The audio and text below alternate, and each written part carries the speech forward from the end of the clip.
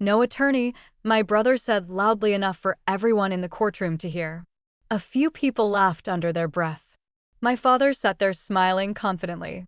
Their lawyer leaned back comfortably, looking like a man who already believed the outcome was guaranteed. Meanwhile, I stood alone at the defense table. No attorney. No relatives standing beside me. No one offering support or encouragement. Then the judge opened a large file and looked at the first page. Immediately, something about his expression shifted. The room became noticeably quieter.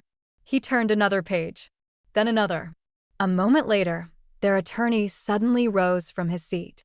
"What is it?" my brother asked with a grin. The lawyer didn't answer. Instead, he stared directly at me. The color drained from his face. "Oh my God." The words escaped before he could stop himself. My father frowned. "What?" The attorney swallowed nervously. "Look at her file." The judge slowly removed his glasses. Then he spoke the sentence that shattered everything my family thought they knew about me. "She doesn't need a lawyer." 5 seconds later, my father collapsed toward the floor. But before I explain why that happened, you need to understand the family I came from. My name is Emily Carter. At the time all of this happened, I was 32 years old and serving as a commissioned officer in the United States Army. People meeting me for the first time usually saw a composed woman who spoke carefully and carried herself with discipline. They saw someone respectful, quiet, and professional. What they didn't see was everything that had created that silence. I grew up in a small Ohio town with my mother, my father, and my older brother, Jason. In our home, there was one rule that everyone followed whether they admitted it or not. Jason was important. I wasn't. Nobody ever came out and said those words directly. They didn't need to. When something happens repeatedly, the lesson becomes obvious. If Jason skipped his chores, he was just tired. If I skipped mine, I was irresponsible. If Jason earned a C on an exam, school simply wasn't his thing. If I earned an A-, my father wanted to know why it wasn't a full A. As the years passed, the pattern became impossible to ignore. My father idolized Jason. He called him his future, his legacy, the son who would carry the family name forward. I was simply his daughter, the extra child, the one expected to help while remaining invisible. My mother wasn't a cruel person. She was exhausted. Years of trying to keep peace inside our house had worn her down. Whenever my father criticized me, she would lower her eyes and stay silent. By the time I was 12 years old, I stopped expecting her to defend me. By 16, I stopped asking. The only person who truly saw me for who I was happened to be my grandfather, Colonel William Carter, a retired Army officer, a Vietnam veteran, a man who almost never raised his voice because he never had to. He possessed a way of looking at people that made honesty feel unavoidable. When I was 13, I sat alone behind his garage after listening to my father spend nearly 20 minutes explaining why Jason deserved a new truck while I didn't deserve a celebration dinner for earning a scholarship. Grandpa walked over and sat beside me. He handed me a bottle of root beer. For several minutes, neither of us said anything. Finally, he broke the silence. "You know why they're wrong about you?"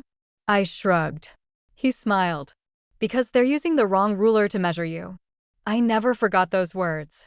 When I turned 18, I enlisted in the Army. My father hated the decision. "You're ruining your future. You'll quit within 6 months. You don't belong in the military."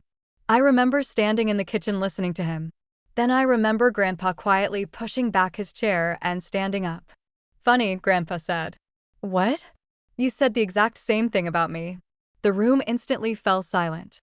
It was the first time I had ever seen my father completely lose an argument. The Army transformed my life. Not because it was easy. It wasn't.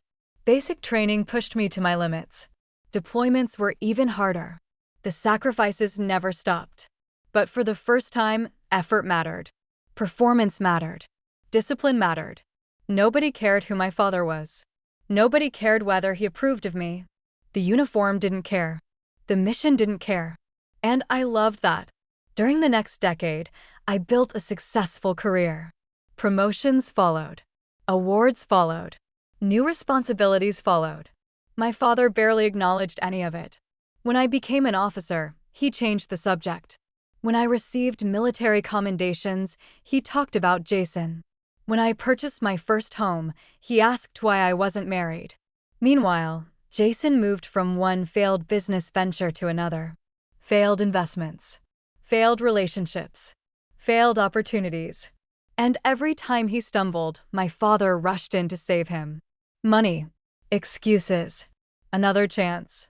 Then another. Then another. Even a 10th chance. Nothing ever changed. Then my mother passed away after a sudden illness. That loss broke whatever remained of our family. My father became more bitter. Jason became even more entitled.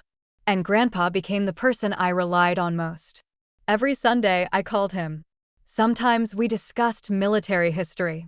Sometimes baseball. Sometimes completely ordinary things. Those conversations became priceless because I knew they wouldn't last forever. 3 years later, I received the call. Grandpa had suffered a stroke. When I reached the hospital, he was awake but weak. I stayed beside his bed for hours. At one point, he squeezed my hand. "Still carrying the family on your back?" I laughed through tears. "Trying." He smiled. "Good." That was the last real conversation we ever had. 2 weeks later, he passed away. The funeral brought everyone together physically. Emotionally, we couldn't have been farther apart. Jason spent most of the service looking at his phone.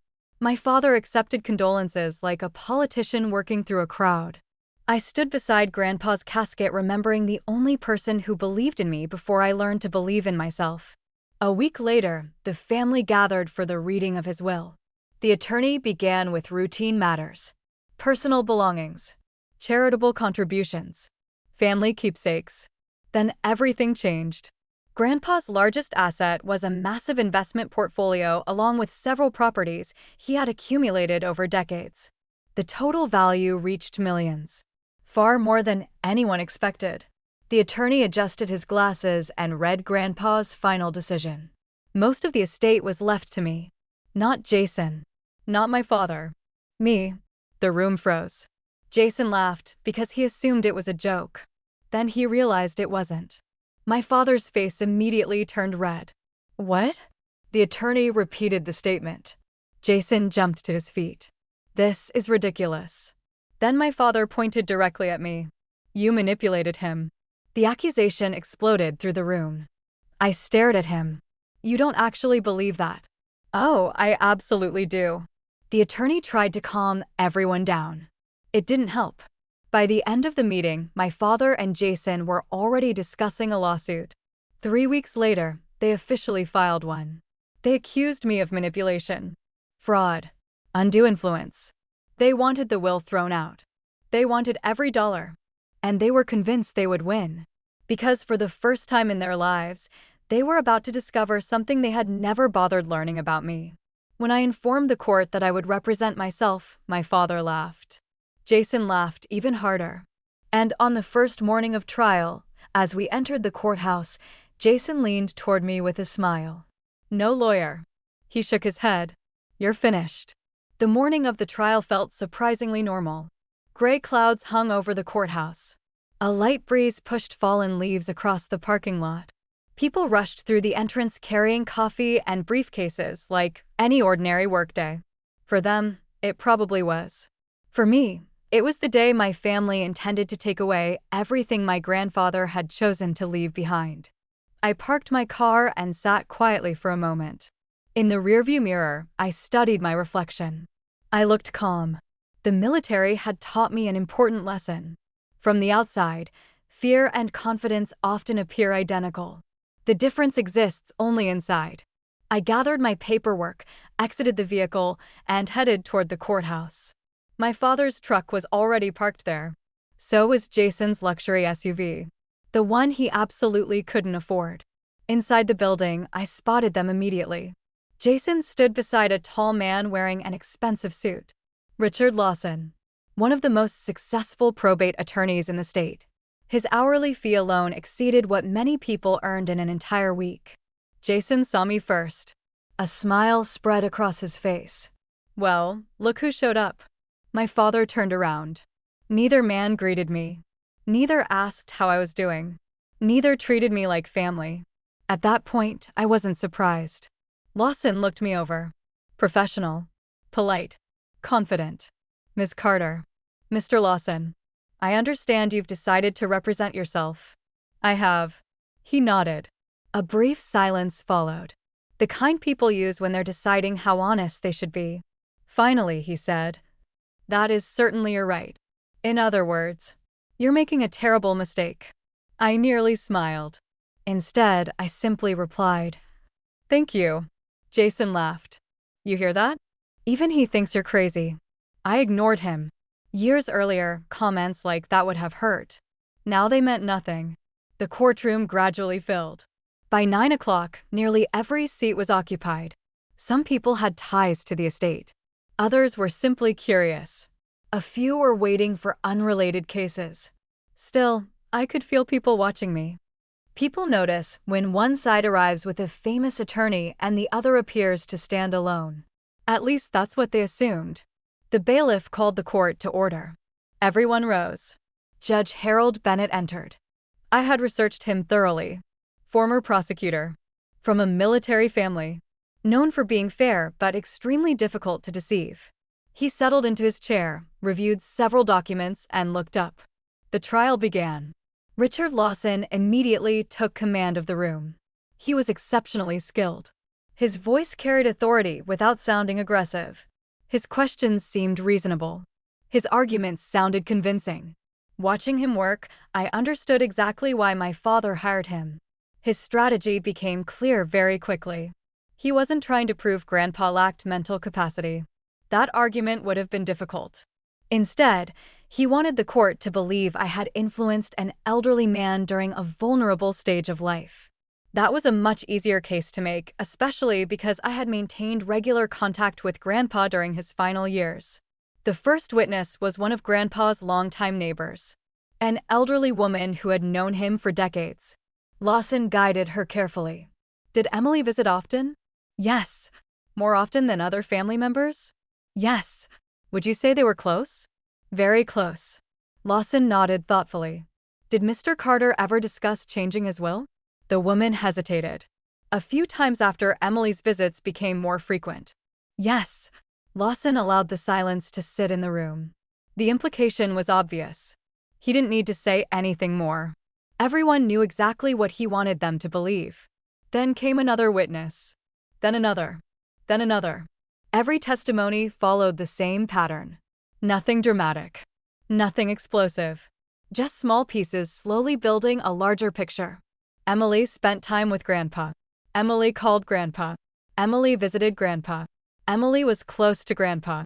Therefore, Emily must have influenced Grandpa. It was a clever strategy. And if I hadn't known the truth, I might have found it convincing too. When it came time for cross-examination, I asked only a handful of questions. Short questions. Simple questions. Then I sat down. People noticed. I could feel it.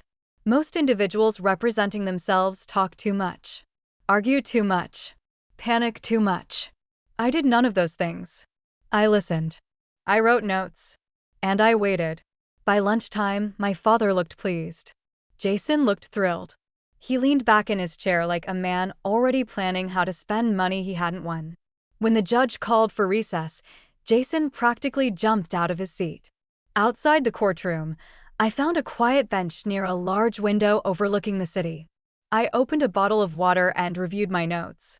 A shadow appeared beside me. Judge Bennett. For a moment, I assumed he was simply walking past. Instead, he stopped. "Ms. Carter." I immediately stood. "Your Honor." He studied me carefully. Not with suspicion. With curiosity. "May I ask you a question?" "Of course." He kept his eyes on me. "Why are you representing yourself?" There was no hostility in his voice. Only genuine interest. I paused for a moment before answering. Several responses came to mind. I could have said that attorneys cost a fortune. I could have said that spending a large portion of the estate on legal fees made no sense. I could have said that nobody understood the facts of the case better than I did. All of those answers were true. But none of them were the real reason. So I told him the truth. because this case was never really about the money. One of Judge Bennett's eyebrows lifted slightly. No, no, sir. I glanced through the window toward the parking lot below. My father and my brother have spent my entire life telling me who I am. The judge listened quietly. They never listened when I tried to tell them otherwise. I looked back at him. This time, they don't have a choice. For a few seconds, neither of us spoke. Then Judge Bennett gave a small nod. It was barely noticeable, but somehow it felt important. His eyes drifted toward the thick file tucked beneath his arm. My file. Several pages were marked with colored tabs. For a brief moment, his expression shifted as though he had just remembered something significant. Then he looked back at me. You seem remarkably calm. A faint smile crossed my face. Occupational hazard. That earned the slightest hint of amusement from him. Indeed. The bailiff called everyone back into the courtroom. Before returning to the bench, the judge paused. Then he said something I would remember for a very long time. Courtrooms have a way of revealing things people work very hard to hide. I watched him walk away. At that moment, I assumed he was referring to my father. Soon enough, I would learn he meant something entirely different. The afternoon session began. This time, Richard Lawson increased the pressure. He introduced phone records, financial documents, travel records. Every piece of evidence was carefully selected to create one conclusion: influence, manipulation, control. My father watched with obvious satisfaction. Jason looked excited. Near the end of the day, Lawson presented what was clearly intended to be his strongest argument. He stepped into the center of the courtroom. Ladies and gentlemen, this case is actually very simple. He turned toward me. An elderly man changed the distribution of a multi-million-dollar estate. He paused. The person who benefited most was also the family member who spent the most time with him. Another pause. And that beneficiary sits alone at that table today. His gaze swept across the room. No attorney. No professional representation. No independent verification. He spread his hands dramatically. The gesture practically announced victory. Then he returned to his seat. Silence filled the courtroom. I looked toward Jason. Immediately, that familiar smile appeared again. Slow, arrogant, cruel. He leaned slightly toward me. No lawyer. A chuckle escaped him. You're finished. Neither he nor my father noticed where Judge Bennett's attention was focused. Because at that exact moment, the judge wasn't looking at me. He was studying my personnel file. And something in his expression had completely changed. The following morning, I arrived at the courthouse 20 minutes early. Old military habits never disappear. In the Army, arriving on time meant arriving before everyone else. Anything else counted as late. The hallway outside courtroom 3 was nearly empty. A janitor rolled a cart past the entrance. A clerk carried several files toward another office. Everything felt calm. Ordinary. Almost peaceful. It was hard to believe that within a few hours, my family's entire case would begin falling apart. I sat quietly at the defense table organizing documents. When my father and Jason arrived, they looked energized, confident. The first day had gone exactly the way they wanted. Their witnesses performed well. Their attorney controlled the proceedings. And I had spent most of my time listening rather than attacking. To them, silence looked like weakness. That misunderstanding was about to become very costly. Jason dropped into his chair. Sleep okay? I didn't respond. Probably not. My father laughed quietly. Reality finally sinking in. Still, I remained silent. Years ago, comments like those would have dragged me into an argument. Now they sounded predictable. Almost routine. People often reveal the most about themselves when they believe they've already won. At exactly 9 o'clock, the bailiff called the courtroom to order. Judge Bennett entered.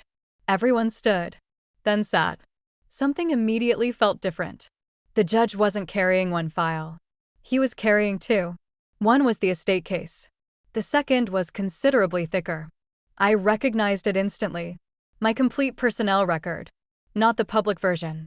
The full version. Years of evaluations. Training certifications. Commendations. Educational records. Government documentation. My heartbeat quickened slightly. Not from fear. From realization. The judge had done extensive research.